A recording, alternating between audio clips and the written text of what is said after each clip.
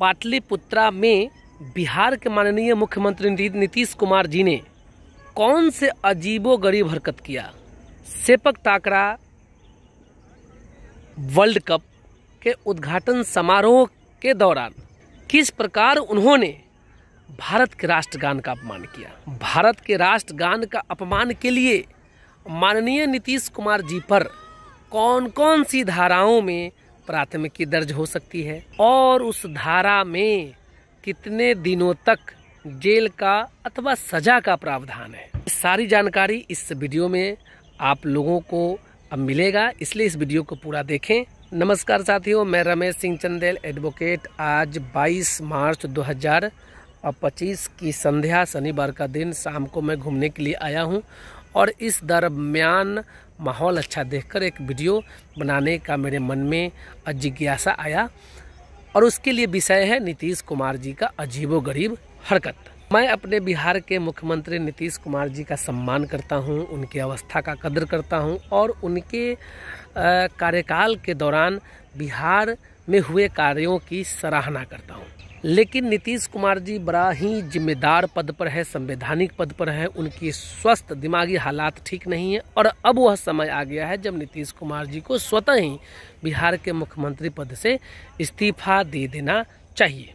लेकिन बिहार में जितने भी मंत्री नेता हैं वह खुद को लोक सेवक नहीं मानते, खुद को मालिक मानते हैं, राजा मानते हैं, इसलिए राज कर रहे हैं और राज ही करते हैं वो पीढ़ी दर पीढ़ी।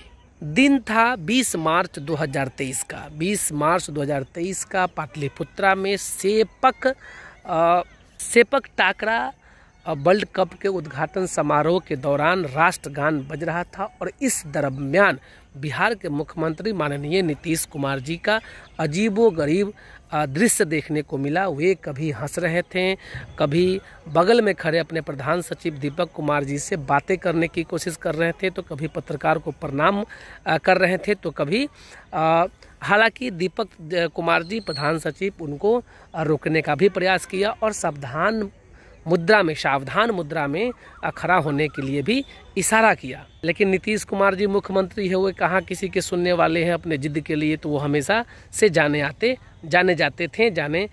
हैं और जाने जाते ही रहेंगे।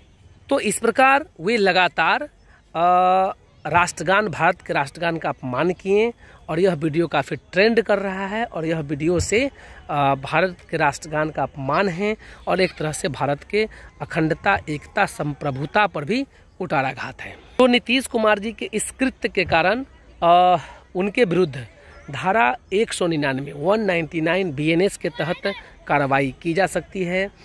वे एक लोक सेवक हैं और लोक सेवक होने के नाते उन्होंने विधि के निर्देशों का अनुपालन नहीं किया है, यानी विधि के द्वारा जो निर्देशित हैं उसका अनुपालन वे लोक सेवक होते हुए नहीं किया है।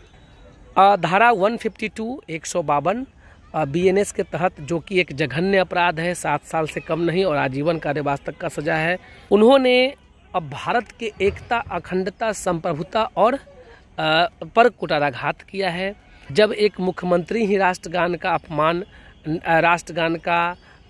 सम्मान नहीं कर रहा है तो देश के नागरिक और राज्य के नागरिक कैसे करेंगे, ये गलत संदेश जाता है। एक बिहार के रिप्रेजेंटेटिव सर्वोच्च पद, एक स्टेट के लिए सर्वोच्च पद है और उन्होंने राष्ट्रगान जब बजता है, देशभक्ति और राष्ट्रगान के नाम पर पूरे हिंदुस्तान के लोग के दिलों में एकता का संचार होता है, राष्ट्रभक्ति का संचार होता है और जब एक इतने बड़े पद पर बैठे लोग उसका अपमान करेंगे तो निश्चित ही एकता पर, संप्रभुता पर, अखंडता पर कुठाराघात होगा।